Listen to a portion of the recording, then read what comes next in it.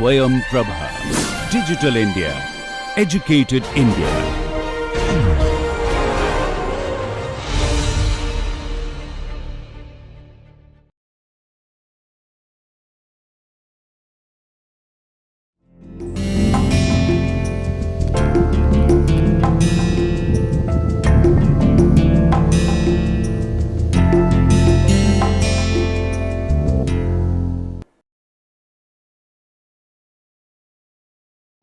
Welcome to the class of intelligent product design.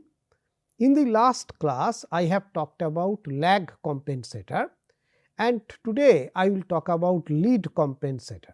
So, these are all classical type of compensators. Also from here I will talk about the PID compensators. Now, all these compensators, where do we apply? Well, in terms of the intelligent product design, there are different applications. For example, engine control is a very classical field where all these type of controllers can be applied. And there can be many parameters here. For example, you can have input parameters like fuel flow, which can be directly sort of interlinked with the thrust that you are generating, the stator vane angle, the metal temperatures, nozzle area and the flows. So, this kind of input output relationships, if you want to establish one-to-one correspondence of them, then you can use the classical control system. If of course, you want to control all three of the parameters in one shot, then we have to go for state space control. So, these are typical applications, and another important thing that I want to tell you is that where does the controller go in the circuit, right. If you remember that we have talked about a gain k earlier, and we have talked about the plant G earlier. Now, this gain k is something that was a constant value that can be changed, but in this case when we will talk about a lead or lag compensator design, we will make it slightly more complicated. So, it will become k s plus a over s plus b. So, that means the system can have a 0 as well as a pole, and all these things comes not in the feedback loop, but in the forward loop. So, this part is the forward loop. Okay. So, this part is the forward loop, and I have simply kept unity gain. So, this is unity gain in the feedback loop, unity gain in the feedback loop. Now, there are some controllers which can be also used in this loop, but in this time I am keeping everything in the forward loop, keeping in mind that this part, that whatever is unity now, is corresponding to the sensors. So, this part is related to the sensors. Now, there are different types of compensators that you can design for such a system, like lag compensator, which I earlier talked about, lead compensator, which we will be talking about today, and using both of them together is called lead lag compensator. And also there is something special that can be used, it is also called notch filter. So, let us see that what will be the lag filter compensation design. Now, in the case of lag filter compensation design, we will be introducing a set of pole and zeros, just one pole extra and one zero extra. Overall, there has to be a reduction of phase in the system, that is why it is called lag. Okay. So, at this point I also want to tell you that suppose I have in the compensator something like s plus z over s plus p, z stands for the 0 of the transfer function and p stands for the pole. We have to always keep in mind that zeros give phase lead and poles give phase lag. So, that means once I am talking about a lag filter design, the poles are to be more dominant than the zeros. Okay. So, how can we say that a pole is more dominant than a zero? Well, if you look at the S plane, let us say this is the real and this is the imaginary, then you would see that if a pole is closer to the origin in comparison to the 0, if a pole is closer to the origin in comparison to the 0, then this is called a lag compensator. On the other hand, if I parallelly draw another diagram in which in the S plane, same S plane, the real versus imaginary, and there if I have a 0 which is closer to the origin and the pole is away, this combination is called the lead compensator. So, this is what we have seen in the last class. So, now this is the lag compensator where the pole is closer to the 0 and then it becomes more dominant. What will be the use of this lag compensator? Well, first important point is that it improves the steady state performance, because if the pole is very near to the origin and the 0 is little away in the left side from the pole, then from the uncompensated situation where you do not have the compensators, if you add this compensator which is ZC by PC, we will be able to see what will be its effect in the steady state performance of the system. So, let us go to the lead controller part, because the steady state performance improvement that we can gain from the lag compensator system is something for which you have to provide a kind of a unit step input to the system. And then, so let us say if I keep a unit step input to the system, so something like a unit step input, okay, with respect to time. So, this is time and this is amplitude, and we give a unit step input as a reference signal. Okay. So, in the steady state performance improvement when I am talking about, so that is telling how good the system will be able to follow this command. Okay. So, if I do not use a lag filter, many a times, let us say my transfer function is something like S plus some 5 over S plus say 3. Okay. Now, this is clearly a transfer function in which there is no predominant pole closer to the origin. Okay. So, this system would not be able to follow this command. Okay. So, you may see that it will slightly fall back, okay. It will not be able to. On the other hand, if you now actually integrate these lag combination, something like let us say S plus 0 is far away. So, I can still keep some S here, S plus 7 by S plus 0.01. Okay. Then, if you look at the response of the system corresponding to this, you would see that it is almost going to sort of follow the command. So, that is what is called the steady state performance that the command will be able to follow if you can create a lag system. So, that is whenever we want a system to suddenly shift from value A to value B or position A to position B, we use the lag filter. Now, let us look at the lead filter, that is what we will be talking about. So, the lead compensator is similar in structure like the lag compensator, only thing here the 0 will be dominating. So, which means that the 0 will be much smaller than the pole. Okay. So, that is something that we have to keep in mind. So, that is what I said, that the B is to be greater than A, of course, in terms of their absolute value, because both of them are appearing in the left hand side. Now, remember, if a pole or 0 is closer to the origin, it becomes dominating, and I already told you about it.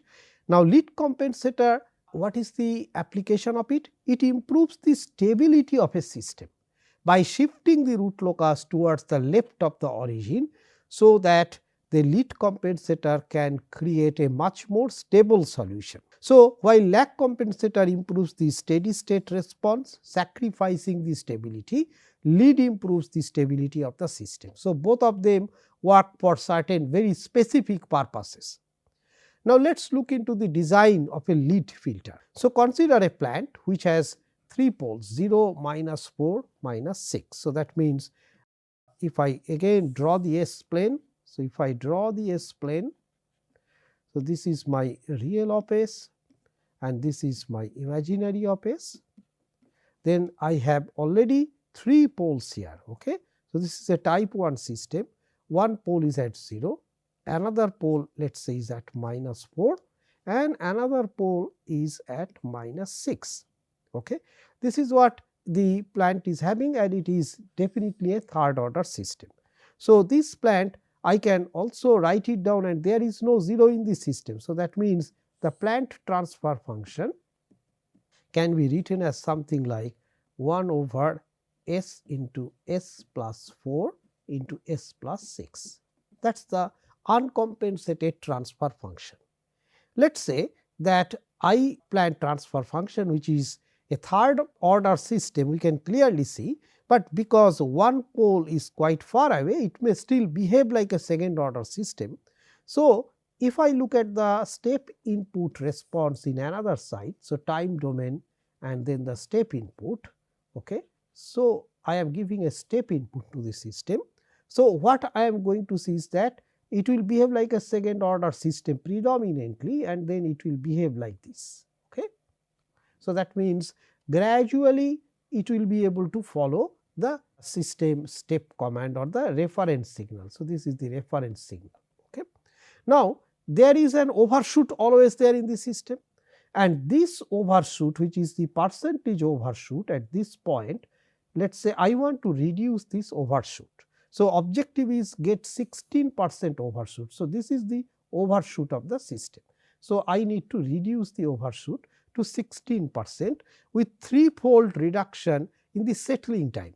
Now, what is the settling time? Well, settling time is when this amplitude comes down from this. Okay. So, within say with respect to the reference signal, let us say plus minus 2% of the value. Okay. There are 2 ways to define, some group uses plus minus 2%, some group uses plus minus 5%. Okay. So, settling time is this time.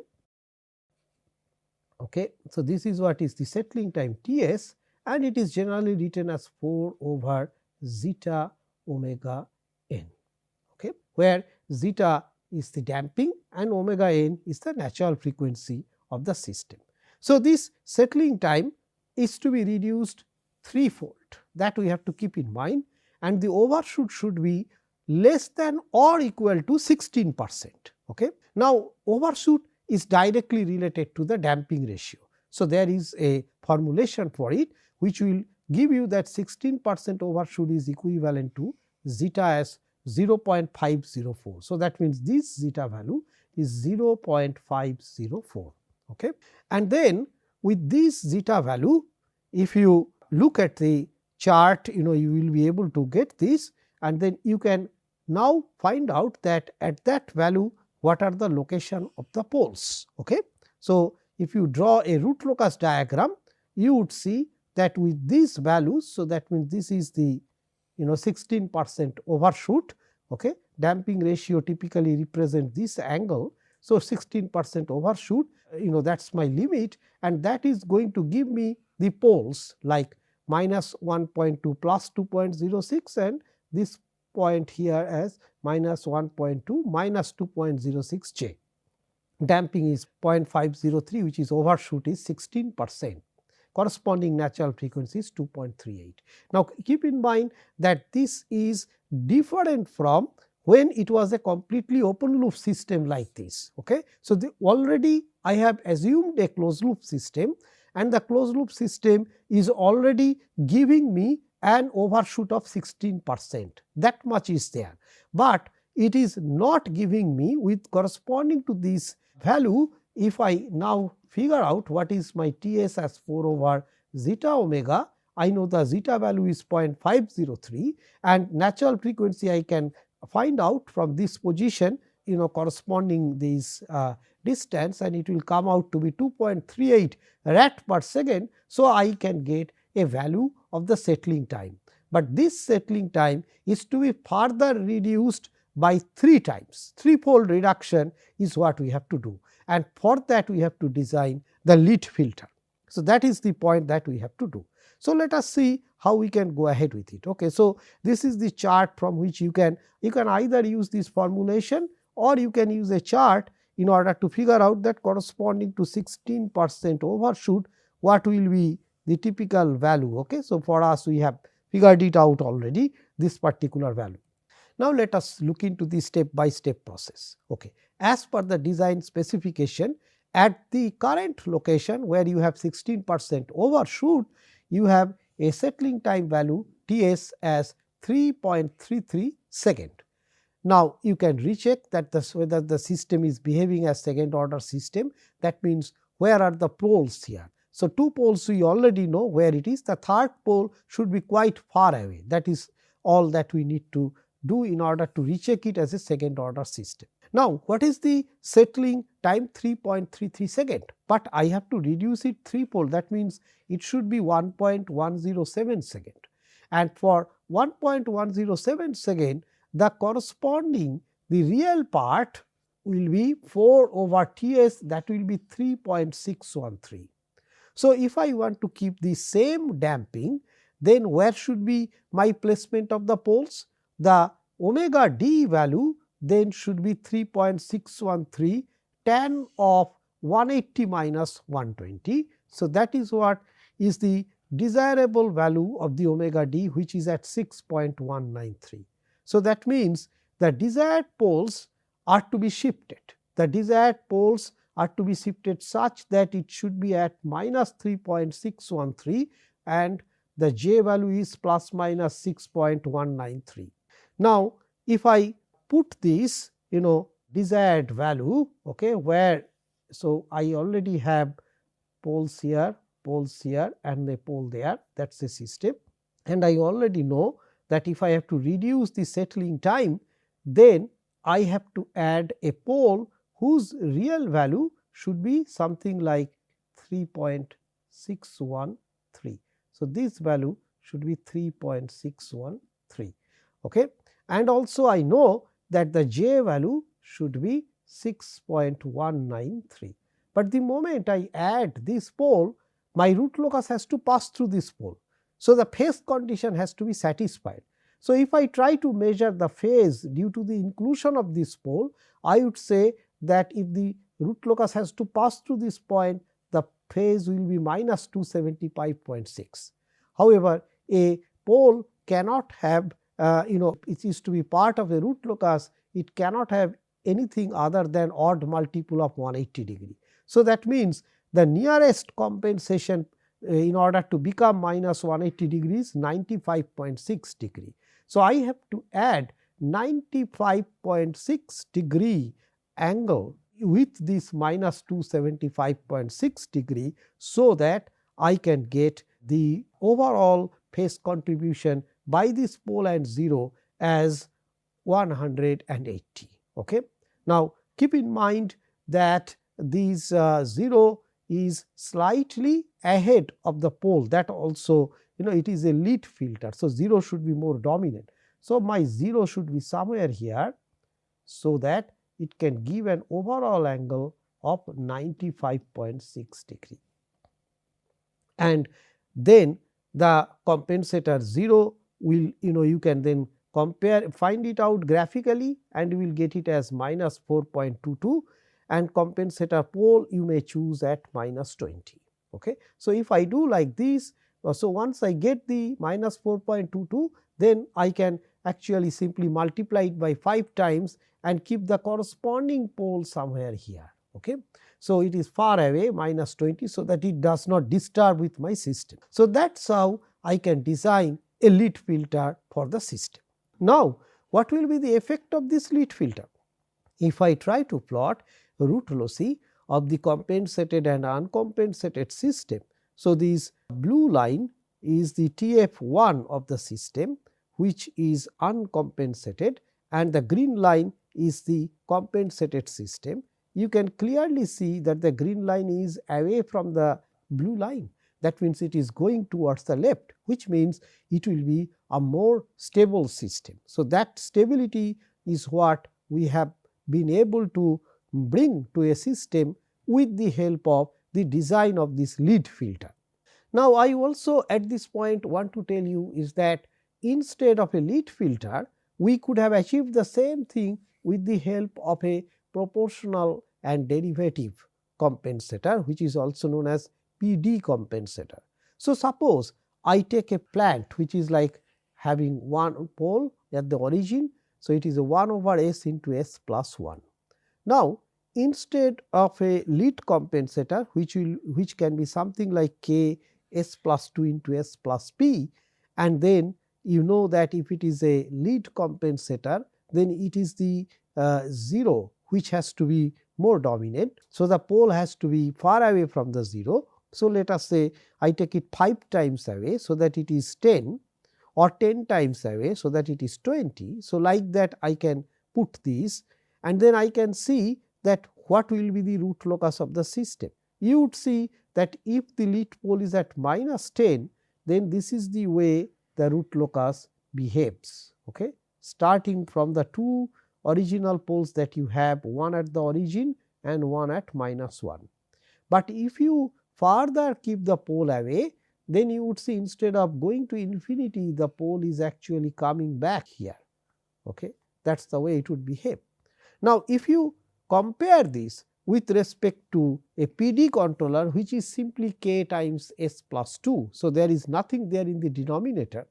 You would see a PD compensator will give you a perfect circle. So, in comparison to the PD compensator, the lead compensation is slightly distorted form of circle, but you can actually control that circle by having a pole which is farther and farther away, because this is with 10 z. You can go for 20 z, 100 z, and we would see that this will gradually approach actually this particular circle.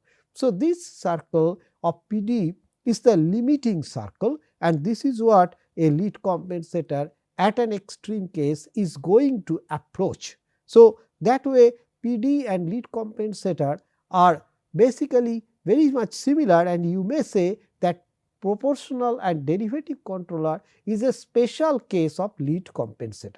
So, you can try this type of a problem, that considering unity feedback of a system, find out the lead compensator such that the maximum overshoot is about 20%. Earlier I had done it for some other overshoot value 16%, now it is 20%. So, you can find out what is the corresponding value of the zeta, and however, the settling time now has to improve by a factor of 5. So, follow the same procedure and see how you can design a lead compensator.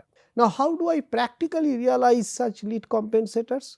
Well, you can actually realize both lead and lag compensator with the help of some resistors and some compensators. So, this is the complete system that you can actually use. That means, you have one resistor and one sort of a capacitor in parallel, and then the entire thing is in series with another resistor. So, this kind of a circuit can be a lead compensator circuit, which is a completely passive circuit. If you want to go for PD, you on the other hand have to design an active circuit. The difference between active and a passive circuit is, passive circuit does not need any additional power, but active circuit will need an additional power. So, that we have to keep in our mind. Now, with all these knowledges, you can also try to develop a controller which will be little more complicated, because I told you that suppose you have a case where you have to improve both the steady state performance of the system as well as the stability of the system. Then you have to go for a compensator which is like lead lag compensator, or a compensator which is like a PID compensator, where P stands for proportional, I stands for integral, and D stands for derivative control. So, here you have a PID, and then this is a plant. So, you can sometimes write it as PS, but better to write it as GS. Okay. So, now the plant is controlled by an input E, and this input in terms of PID controller is having a proportional element Kp times Et, that is the error input. Proportional to it, you are actually giving an input, one part of the input U, another part is integral part of Et dt, another part is Kd E dot T. So, that is actually related to the rate of the error. So, in the frequency domain, this will look like what? The integrator will become 1 by s. So, it will be k I by s, and the differentiator will be k d s. So, now if I try to find out the input output transfer function of the system, remember many times we write it with different notations, but it is the same, that it is the compensator times the plant. Sometimes we write it as something like say the compensator is C. So, C s and then the plant is, let us say, G s. Okay. This is corresponding to, of course, unity gain in the system, and then over R s. So, this will become 1 over C s G s. Okay.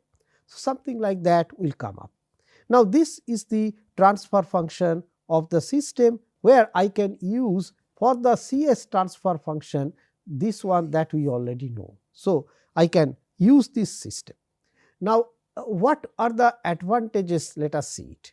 So, if I use only proportional part of the controller, I can adjust the output of the system, but sometimes it may cause instability. Okay. So, a typical case is something like when you have 2 pole type of a situation. If you look at it, that you have, suppose, 2 poles here, and suppose you have a 0 here. Okay. Then what will happen? Initially you are at this region.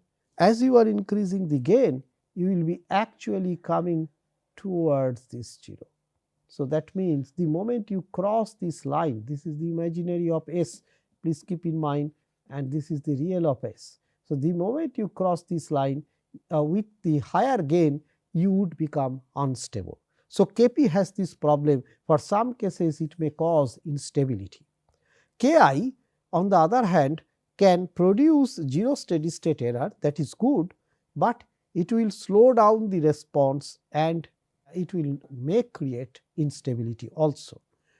Kd will provide a rapid system response. The only problem is, because it is a derivative type of a operator, it will be sensitive to noise and non-zero offset. So, that we have to keep in our mind. Now, if I try to apply a PI controller, so we can try all these variations, PI, PD, PID.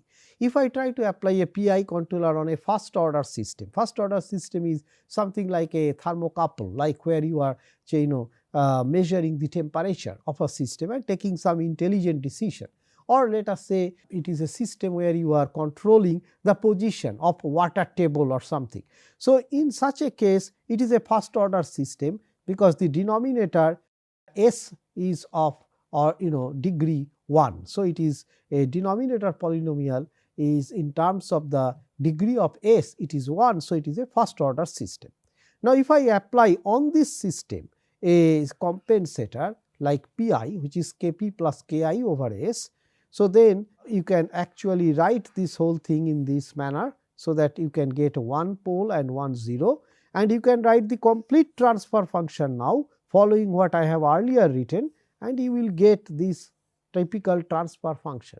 See what is happening. Your system was initially first order. With the addition of this compensator, you have essentially become a second order system. So, that is something that you have actually increased the complexity of the system. That is a price that you are paying.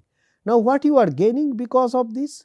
Well, suppose let us take a numerical example. Let us say I have a situation where gain k is 1 and t is 10 seconds. So, this is 1 over 1 plus 10 second is the transfer function. Now, if I give a unit step response, the controller will know where it is close to 1, it is maximum that it can go is close to 0.5. So, it will not be able to follow the signal. On the other hand, now if I use these kind of a system of a predominantly PI controller, then I can get the new transfer function. And if I look at the effect of this new transfer function, you would see earlier I was here, but now it is a second order system, even though I have overshoot, but I am able to follow this in the long run. So, that is something that I have been achieved with the help of the design of a PI controller. Now, let us see if I apply a PD controller on a first order system what happens. So, this is a first order system. I am trying to apply a PD controller, and then the step response is already not of our worry, it is close to unity. Okay. If I apply the PD controller, what I will see is that it is behaving much faster than what it has done earlier. So, here earlier in order to reach, let us say 0.9 value, it was taking 0.04 second. Okay. And now that 0.9 value it will take, okay. So, 0.9 value is somewhere here. So, it will take much smaller time in order to reach the same value. So, this is an assignment that consider a second order system with a natural frequency and damping, and can you find out a PID controller which improves the steady state performance 10 times and also improves the peak time 5 times. Okay. So, try to solve based on whatever we have discussed today. There is an important issue of tuning of PID controller. Okay. How do we actually set this? Well, that is something that I will talk about how to do it using Ziegler-Nichols rule, so that you do not do it just with the help of your manual tuning system. Okay. So, there are two sets of rules. First of all, you already know this transfer function of the system. First rule is for system where the exact dynamics is unknown. Okay. So, in such a case, you first play with the proportionality constant K0 and note down when the system would become second order, what is the corresponding time period. Now, once I know that, then I can choose for only proportional controller the tuning value to be simply 0.5 K0. For PI, the Kp value to be 0.45, Ti as 1 over 1.2 T0, and for PID 0.6, 0.5, 0.6 of K0, 0.5 of T0 and Td as 0.125 of T0. So, that the total transfer function for a PID looks like this. Okay. So, this is an empirical rule through trial and error, but it works very well. So, we can actually utilize it. Well, that is for an unknown system. If Ziegler-Nichols rule is to be applied for a known system, then I already know that when it will be unstable, because I can carry out a root stability analysis and find out the critical gain K0, and then I can use a similar strategy in order to actually tune the system. So, that is the way we can do it. Thank you.